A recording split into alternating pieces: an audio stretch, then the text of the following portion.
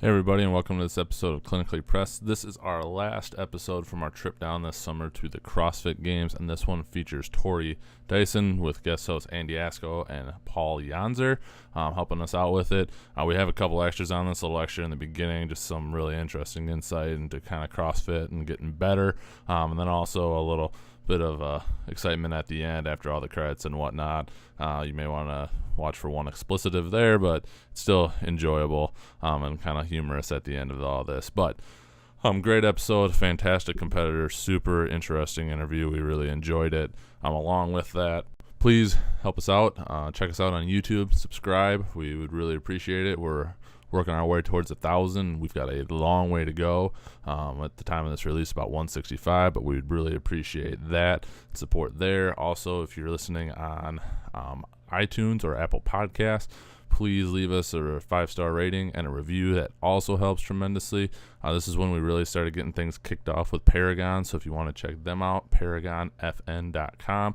They're doing some incredible things, and as always, if you want to check out what they have to offer, you can get 15% discount using promo code CP15. That'll get you 15% off at checkout. They just do amazing things with the money going to help first responders and other areas to just make everything better. It's really quite impressive. So with that, we hope you enjoy the episode and check out all the extras. Even just like, I thought powerlifting had such a great community. I'm like, I love these guys. These are my best friends. And then just like strangers like, yeah, oh my God, we can talk training. There's no bitter rivalry. It's like, this is insane. Mm-hmm. It always gets accredited to the fact that you can't really be good at CrossFit and have an ego. Like, you can try CrossFit and keep your ego and like, oh, better than all this shit. But you're not going to get good at it because it's like, yeah, I kind of suck at this, but I'm not going to do it because it sucks. But that's not what you do. Yeah. No. You focus on your weaknesses, you accept them, and then you say, well, yeah, let's get better at them.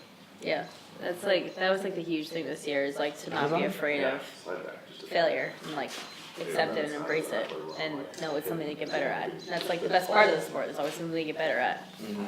So that's cool. I like that. I think that can apply to anything too, not just CrossFit. Why do we always do this? We should start the episode and then go to the We'll save this stuff. Yeah. We'll save it.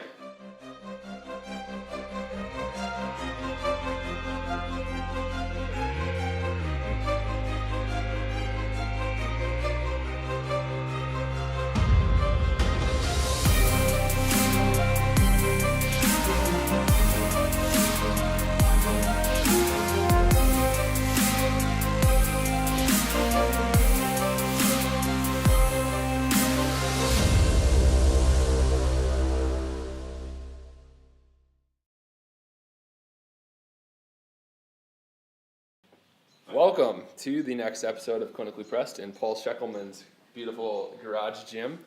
We're here with Tori Dyson. Thank you for being here with us, Tori. Tori is 22 from Natick. Is it Natick? Natick, yes. Massachusetts. You train at CrossFit New England, alongside Katrin, David's daughter, under the watch of Ben Bergeron and Harry Pally.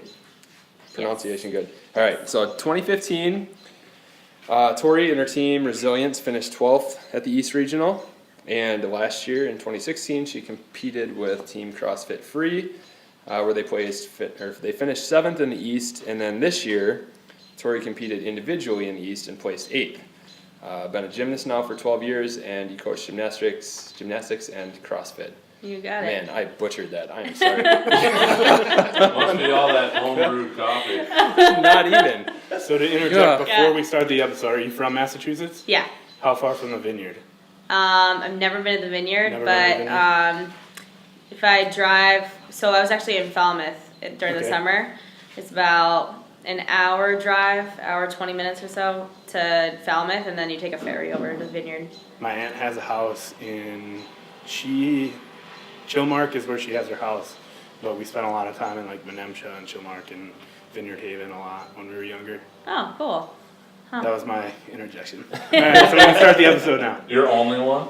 No, I'll probably have You'll have 15, 30, right. 45. take over the episode. So we were just talking about failure, and you said how that is important for your development as a CrossFit athlete. Yeah, so before this year, I was really afraid of failure. Like, I would go in the gym and expect failure, and when I hit that point, it would be like I would storm out of the gym some days, or like I get mad at my coach for no reason when it's my own fault, or I put the blame on other people. But this year, training, it's like totally 180. Like, just learning from Kat and Ben, like the CF&E way we call it. Like, it's just the mindset and the way we go about things. It's like failure is an opportunity. It's not something to fear. It's something to embrace, something you can get better at. Like. So what changed your mindset with that? Because I feel like that's a pretty big shift. It took a while. Like, at first it was a lot of like, just keep it in. We wear these white bracelets, actually. It's called Complaint Free. It says Complaint Free World. The idea behind it is if you complain, you either snap it or you change wrists. You either snap it or change wrists. And it's just kind of like an awareness thing. Like, you're aware of complaining or aware of a bad attitude, something like that. You get rid of the negative energy slowly. So, I mean, it started with like during workouts, I would just turn around and face the wall. And like, so nobody could see that I was upset, or like, just, you could read all over my face that I was visibly frustrated about something. I'm training with the fittest woman in the world. Like, I'm getting my butt whooped, you know? Like, of course you're going to get frustrated. But I learned, like, you just embrace those moments where you're learning from the best in the world. You're getting to train with the best in the world, and that's amazing. Not everyone gets to do that. No, So not at all. That's just training with the best and embracing the suck, I guess. Yeah, I like that. That's funny. Yeah. I think that's a good transition. One of the things we all were wondering as soon as we heard you trained with her is, what have you learned? What things have you picked up? Is it so much different than how you used to train? Yeah, I mean, it's much slower. Like, we used to go like intensity. Now we take our time. Now we go in, we take 30 minutes, we roll out, we do meditative breathing for 10 minutes, which sounds ridiculous, but it's so soothing, and it learned how to belly breathe. Normally people breathe through the lungs, but now I know how to breathe through my stomach, and not only does it help like just meditatively, but it helps during workouts too, because now I'm like, oh, I have more oxygen to take in. But anyway, so we go through that, and then we go through a long warm-up, but it gets us sweaty, it doesn't get us tired. Like, we want to make sure that we're ready for the rest of the day. Now, long warm-up, the longer the workout that we have later on in the day, the less of a warm-up we do. So if our workout is long, we have a short warm-up, and then vice versa, if it's the other way around. And then, go ahead. Go ahead. Keep going. Oh, and then we do like skill work, something like that, like gymnastics, or just like random movement, like specific things. Usually that's their weakness work. And then if we have lifting, we'll lift. And then if we have Metcon, we'll Metcon, midline, so on and so forth. So it's a lot, like it seems like it, but we kind of like spread it out, make sure we eat between, stuff like that. So what's a training session last? Usually get there about 9:30. We're done by like 3:30 when the day's done. Yeah, but again, we spread things out. Like, we make sure we eat, we recover, we have time for nutrition. Like, super important to make sure that we don't starve ourselves the entire time. Mm-hmm. So. So in that warm up, you talked about, you'll extend or shorten. Is it kind of the same movements, and you're just putting more emphasis on just taking more time for them, or do you kind of mix it up based on what you're going to do that day? We do mix it up. It's not always the same thing. We usually either bike or row or run or all three or ski erg. But the movements kind of change up depending on, like, if we haven't done heavy wall balls in a workout in a while, we'll throw them in a warm up. If we haven't done kettlebell swings in a workout in a while, we'll throw them in the warm up. Like, just try and keep it always different and make sure we're hitting all movements, so that we would just have the familiarity with it. Got it. Yeah, makes sense. Definitely. What's it like to train with Katrin? So you just mentioned like what your workout looks like, but like being right alongside her, it's got to push you. I know you kind of said that it's difficult to deal with. Yeah, I mean, we get to. Or how often do you push her? No, we get to learn from each other, and that's like the best part. I mean, there's some things like gymnastics wise that I've taught her, and there's other things where aerobic capacity wise she's taught me, or like weightlifting. Like she's huge on mindset, and that's why I think personally she's had so much success is because of her mindset. She's just so much further along than so many other people. She's just so happy, so positive. We laugh all the time. It's just so much fun to train with her. It's just like a blast. We just have so much fun. Very cool. Yeah. It's got to be fun.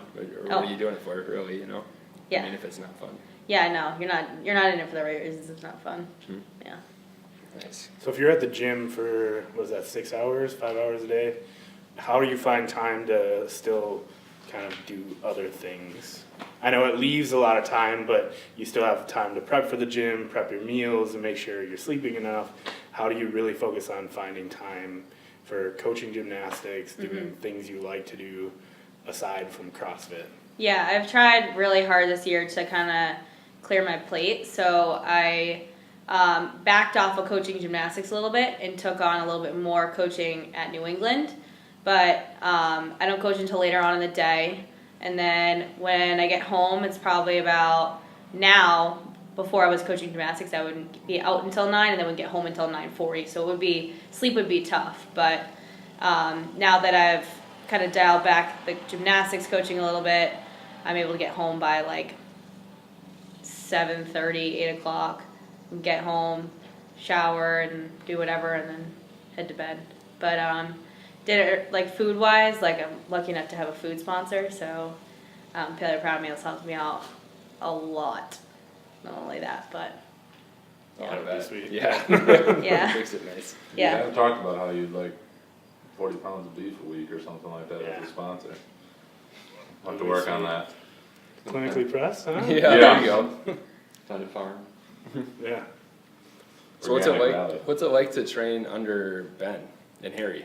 Yeah, so Ben is actually Katrin's coach. So he has his 4 athletes and he sticks to it. But when we are in a session together, if he has any like major takeaways for me, he'll always include me in the conversation. And he's never like at the end of every workout, he debriefs the Kat. Like, where could we have gone? What could we have done better? Or you did this really well. Let's try this technique instead of this. Like all of that stuff, I'm just learning as I'm listening. Like he may be making eye contact with her, but I'm still sitting right there and learning from it. Yeah.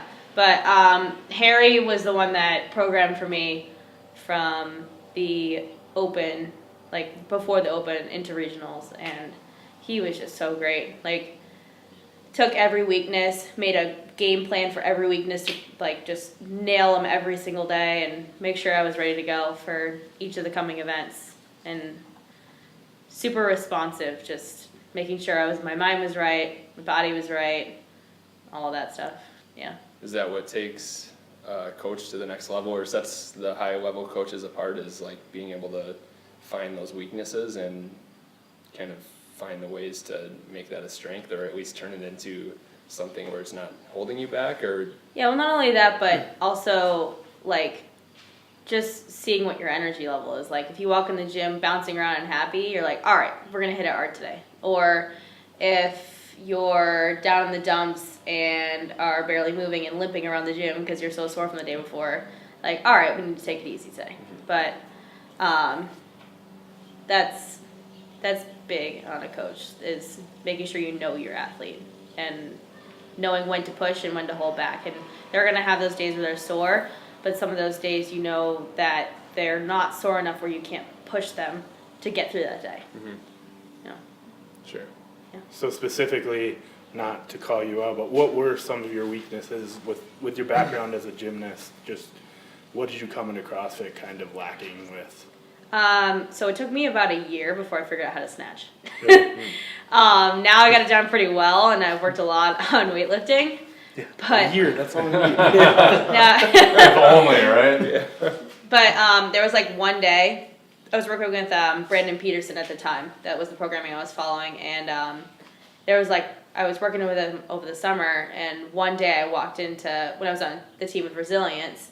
I walked in and I started snatching, and they're like, they used to call me Midgie, like Midgie, what is that? Like you can snatch now. I'm like, yeah, I don't know, I just figured it out. Nice. But I figured out where my hips are. Must be nice. Hips. Think hips. Take this in right now. I just Yeah, think exactly. don't die. Oh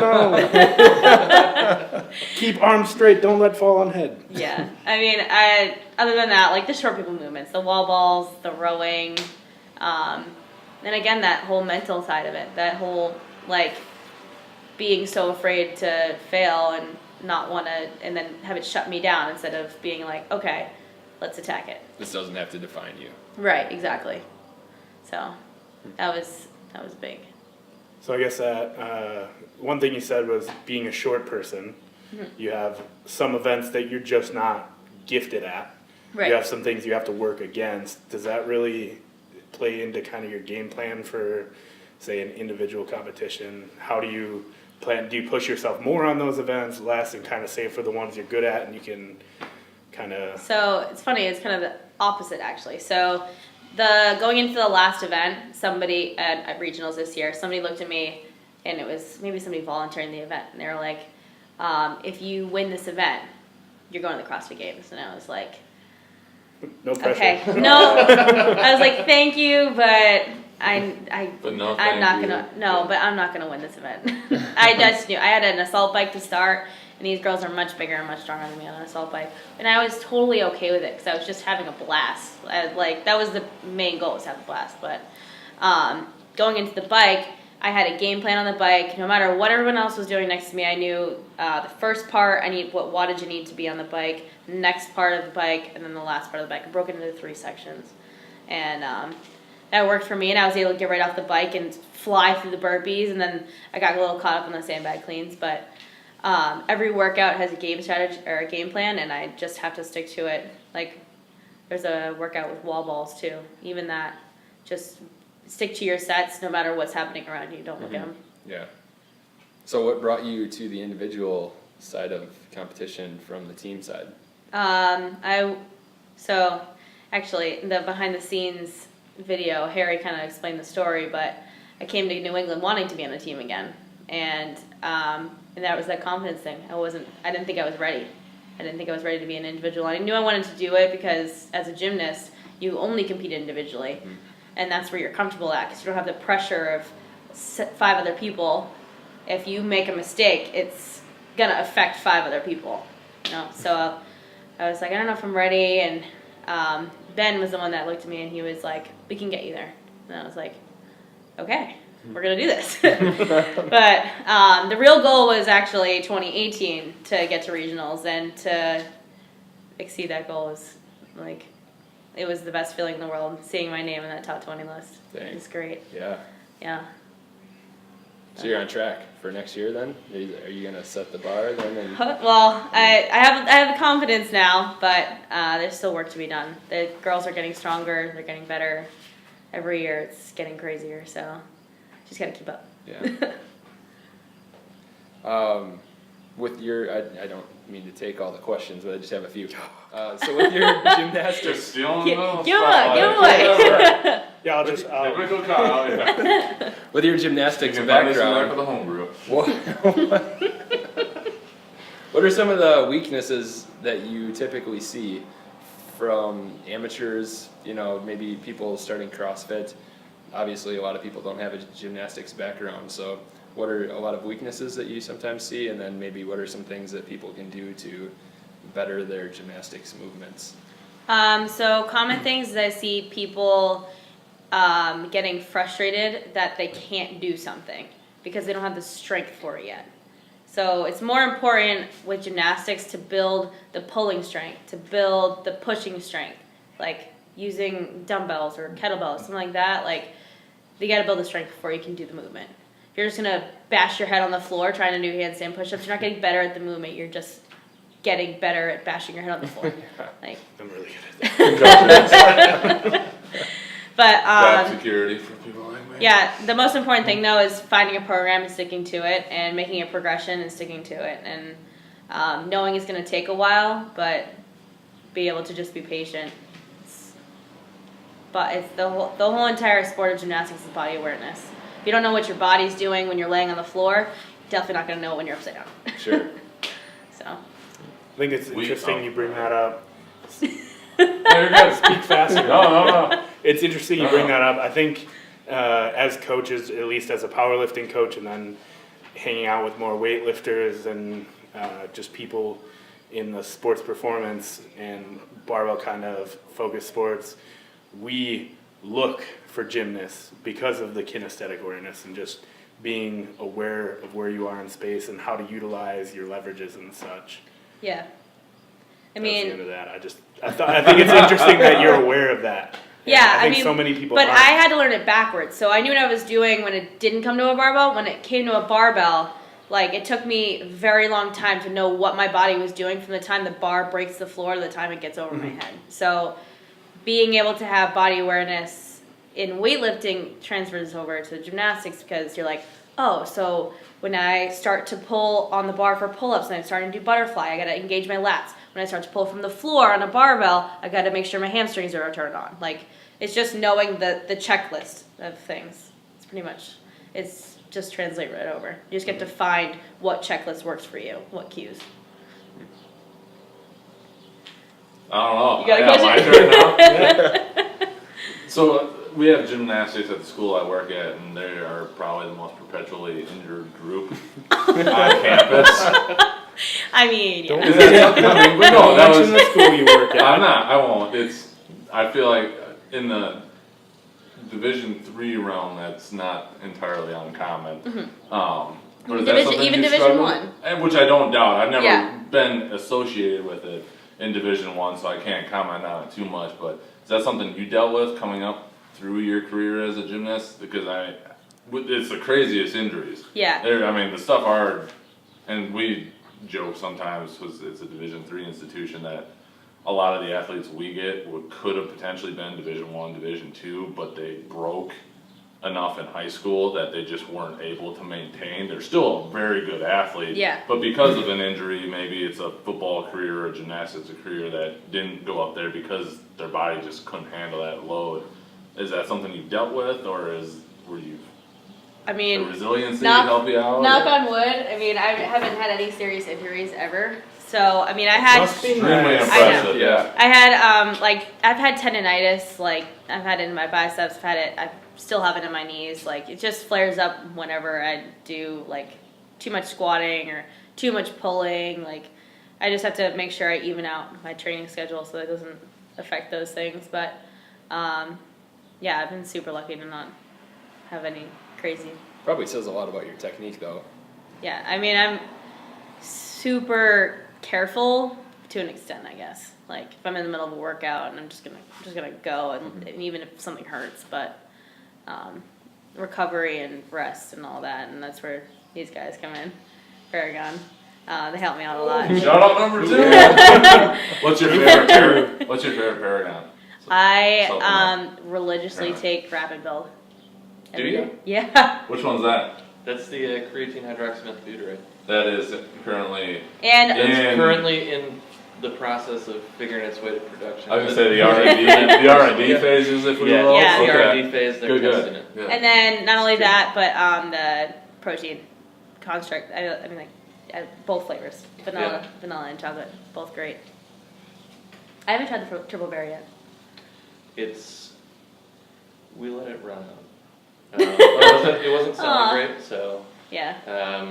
we'll work on the flavor and consistency. Yeah, but I do like the creatine. It's watermelon flavored, so it's so good even by itself. And sometimes I'll mix it with like my aminos. I'm big on mixing BCAAs, and I always mix it with like cotton candy, or I mix it with like I've had peach lemonade with watermelon. So good. I mix all sorts of flavors.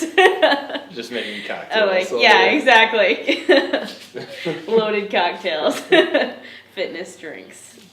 So So I guess that's a nice transition into a lot of people look at how you guys train and they think how hard you guys train and how hard you push yourselves in the gym. But I think one thing that's overlooked so often with athletes at a high level is the work you put in outside the gym with recovery and nutrition and things of that nature. Mm-hmm. So A, what does kind of your typical daily diet look like? And then B, outside of the gym, what do you do to be prepared for inside the gym aside from the nutrition? Yeah, so the nutrition stuff, I mean, my breakfast is usually the same every day. I love breakfast. The amount of Snapchat stories I have of just my breakfast is unreal. But I'm not even kidding. I do it every day. Pan of the table. Just look at this. It's always gonna look like perfectly aligned and all that. No, but for real, it's bad. But I always do oatmeal with some kind of berries or bananas, something like that, and then I'll put like either cinnamon or I found PB2, which is powdered peanut butter, and it has bananas. Oh, yeah. It has bananas in it. Wow. Like banana flavor, so good. And it's like the macros on it are incredible. It's great. So that, and then I always do 2 egg whites and 2 eggs, and then Kat actually got me on broccoli slaw. It's just like shaved up broccoli and just toss it in, and it's a couple extra grams of carbs. So good. And then and coffee. I'm a big coffee girl. What's your coffee of choice? Nitro cold brew from Starbucks is my favorite. I don't do that religiously though. We got a Keurig. I just make coffee in the morning. But when I feel like extra tired, when I need that extra little kick, we go to Starbucks. That one's on her, Starbucks, so you can send her the check later. Have you guys had Nitro before? Oh yeah, there's a place in town called Collectiva. No, I just get you. They have it on. I don't like you that much. Have it on tap. Good. Yeah, if you're looking for it. Yeah. There's a few. It's hard to beat what you get anyways. Gonna have to scope that out. Gets me wired. I had what's that? Death Wish coffee. Have you ever had that yet? Mm-mm. It's like a ridiculous amount of caffeine per cup, and it was the best thing I ever discovered. Awesome. I'm a caffeine junkie of the highest standards. Yes. Yep. Confirmed. The only one I've heard that beats me is Paul Scheckelman, but I heard you cut. yeah, he cut Cut down it out. apparently. So you not hold the title. Yeah. Yeah. I think just on the 2.5-hour drive down here, I had 2 16-ounce Red Bulls and Oh my god. and a cold You gotta brew. remember, he's like 3 times. Cold brew with espresso on the 2.5-hour drive. Pretty good. You're not sleeping Anyways. tonight. That was yesterday. That was yesterday. And you didn't sleep well last night, so there you go. I never sleep well. Maybe it's caffeine. I don't know. Get this guy some night gains, would you? We couldn't stop him from twitching. No. That's good. Okay, back on it. And back on Let's track. cut all of that out. Yeah. So what's it gonna take to get you into the games? What you gotta do? A lot of like raw strength stuff. So like the stuff you're gonna see this year, the yoke walk, farmer's carry, decent handstand walk, so I don't have to worry about that. But just like the random things they'll throw at you, the biking. I guess now I have to work on biking.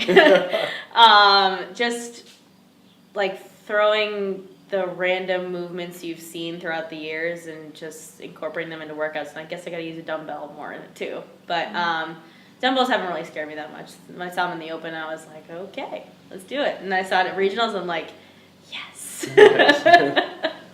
But I got really good at moving a 55-pound dumbbell. Oh, there you go.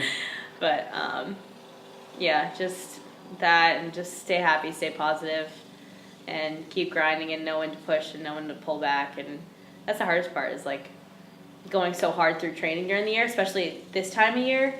It's like I feel like I'm doing nothing, but it's like your body needs this time.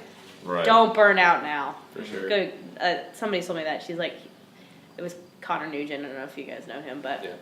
he placed 8th actually in the male division in my region, Oh. and he's also coaches with me. But yeah, just he's like, don't burn out now. Just take time off. It's like Such your a hard lesson CN, to learn. your central nervous Champions system are needs made that in the time off-season. to just chill out. Win We've dealt with that. Like, we'll get done with a football season that's not what you wanted it to be, and so everybody's first instinct is, I gotta go work as hard as I possibly can right now, and you just can't. Like, your body won't tolerate it to go through, and we've struggled to try and beat that into people's head. Is you have to look at the whole year, or else you're never gonna get there. Right. So. Yeah. The fact that you can realize that is huge. The big picture. Yeah. So like you said, it's scary, the realization though. It's Right. Oh, I can believe it. knowing when to push and knowing when, like, all right, chill, you're good, you're fine. why can't I push all year? I think I can. Exactly. So you said, like, and it's become obvious, they kind of just throw movements at you. Seems like that they think you're going to suck at, you as athletes as a whole. So one kind of question I had was, how much kind of chatter goes on behind the curtain or in your guys' gyms? Do you guys kind of speculate on what to expect and for regionals and the open and the games?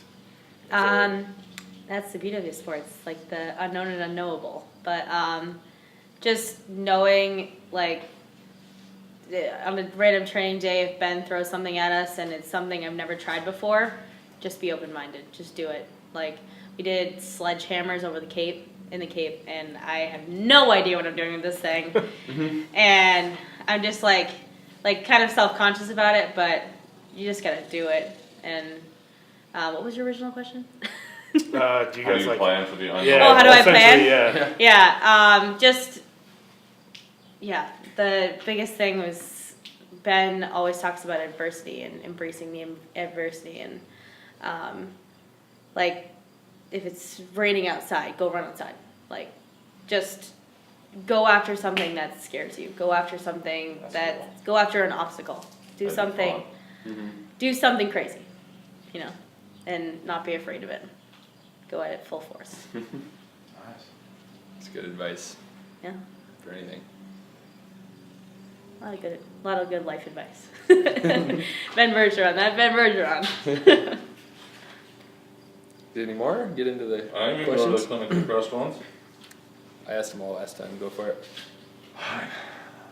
What is something that you believe that others may not? And it doesn't have to necessarily be fitness related. So I have this quote that plays over and over in my head all the time, and it's, how you do anything is how you do everything. How you carry yourself on a daily basis is how you carry yourself through your life. If that's in the gym, and that's like, can I pick up the bar again or can I not? I could, or I could not. But if I pick it up, that makes me a better athlete. If I don't, I'm giving up. It's the same thing if I'm like out on the street and there's a piece of trash right next to a trash can that somebody clearly tried to throw in the trash can and missed. Like, go pick it up and put it in the trash. How you do that is how you do everything. Just tells a lot about who you are as a person. I'm trying to do that with all the people at work. I use the standards that you walk by are the standards you accept. Yeah. That's the one we use, and trying to get them to be like, hey, that looks like hell. Maybe clean it up. Yeah. And it kind of works. Kind of. Yeah. Working on it. You feel so much better about yourself too. Like, For just, sure. I try to do that when I walk the dog. Pick up trash as I'm going around. Keep the neighborhood looking nice. Doing your part. Yep. That's good. And he's usually behind me 20 feet smelling something, so I have the time to do Give so. you something to do. Yep. Any book recommendations? So the first week I was working with Kat, she recommended The Champion's Mindset or The Champion's Mind, something like that. Jim I've heard of that. Aframo or something like that. It's a black cover, and it's just amazing. It's the whole mindset. It's shifting from believing that you're nothing to believing that you can be something, and just following that path. Sweet. Nice. Yeah. I hadn't heard of it, so that's good. That was like 2 weeks into training. I was like, all right, I know what I'm doing now. There you go. All right. Any other new good books answer. that might have come out? Oh yeah, and I haven't read it yet, so I didn't want to say it. But Ben just came out with a book called Chasing Excellence, and one of Title.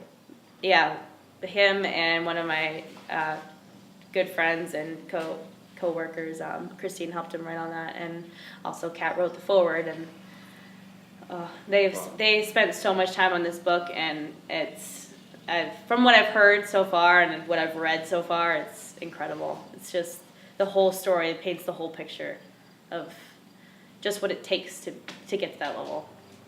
Yeah. Wow. It's 2 good ones to add to the list. Yep. Have you read Mindset by Carol Dweck?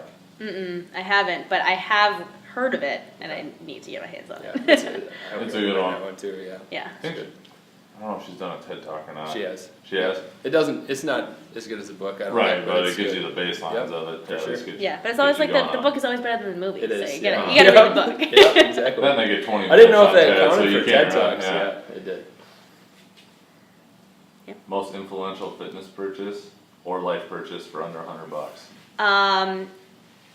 So it's a toss-up. Okay. So I have my jump rope, which is, I know, Literally it sounds... the 3rd time this week. Sounds This is great. ridiculous. No, it's Not not. But it anymore. is. I know. Because, yeah. You're the 3rd one. But it's out of like 3. going from, I literally had what looked like a shoelace on a plastic piece of something, and then I have now this metal RPM rope that spins like no other. It's amazing. So that's one thing. And I also Buy a got jump rope next week. Yeah. I also got way better at double unders. And Also seems to be a trend. Yep. yeah, the Evo rope too, that I've also tested it out. I haven't actually bought one, but for triple unders. RX It's Smart the Gear. RX Smart Gear one. Those are great for triples because you can feel the rope. The rope is too thin. It's really hard to feel the triple, but if it's a little bit thicker, it's much easier. And then my gymnastics grips. Like, Yeah. everyone, the amount of questions I get from athletes during the week, what do I do about my hands? Because my hands keep ripping. Or, like, my grips suck and I don't use them, but I still rip. I go with just the trainer grips that I used to use when I was, like, little. They're like $10 on Amazon.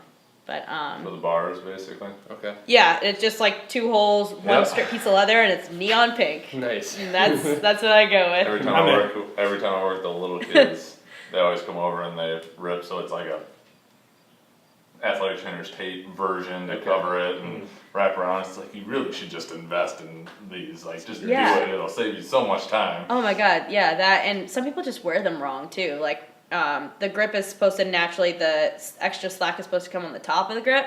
Some people leave it on the bottom. The top is what holds you onto the bar. Think of like a weightlifting strap. If you like wrap how you're supposed to wrap it around the bar and hold it, as opposed to just like letting it hang there. It doesn't do anything for you. The whole point of it is to strap you in and Makes hold a you there. difference. Yeah. Then just wear it on your wrist as decoration. Well, it's neon pink. So. Like, I do CrossFit, I'm gonna get grips and I'm still gonna rip. No, they're supposed to help But you. it'll look good getting ripped. Right, exactly. There you go. What information would you tell yourself if you were to go back, let's say 5 years? Your former 5-year ago self. Yeah, the big thing was just confidence. I had not very much confidence in myself, and I really had no direction in where I was going. And I would tell myself to follow my heart. And I was in college. I joined a sorority because I thought I should. I was cheerleading at a D1 school because I thought it was cool. That sounds really stupid, but for real. And then I was like working, and I was also a full-time student. I put so much on my plate just trying to figure out what I wanted, and I wanted none of it. And I started doing CrossFit following my freshman year, and I found where I was supposed to be again. And it just reconfirmed that, like, I was meant to be an athlete.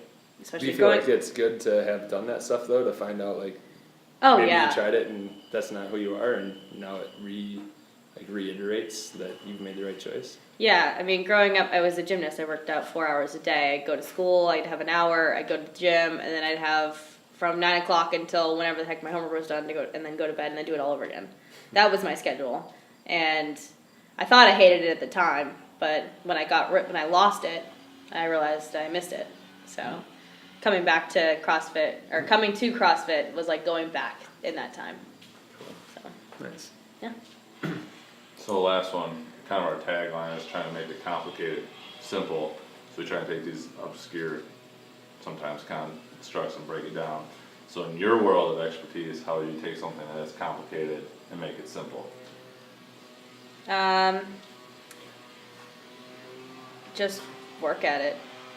I mean, just There's really nothing more There's than no that. shortcuts. But yeah, there's no shortcuts to success. You have to just work at it every single day until you get to where you want to be. And when you get to where you want to be, you're going to want to be somewhere else. So just always set new goals and keep chipping away the list. When you run out of those goals, make new ones.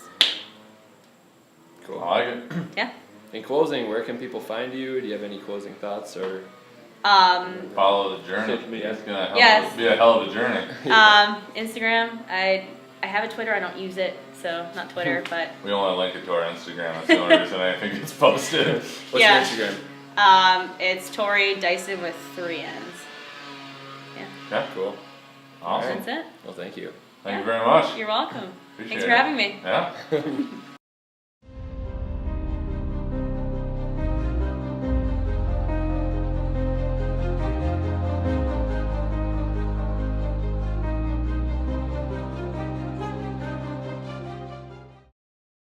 Thank you for checking out this episode of Clinically Pressed. Go to clinicallypressed.com for full show notes and links to everything that was covered in this episode.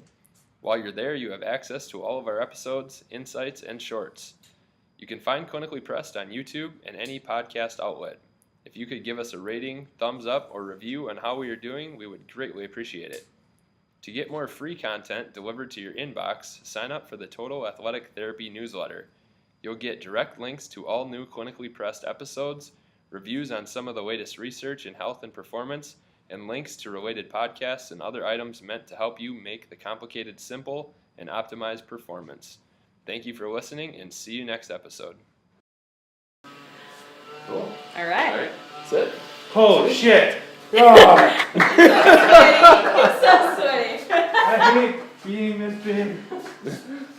That was cool. I guess. You guys. Yeah, that was good. Thank you. It's nice out. I'm like, Can we give this guy a fan? Yeah.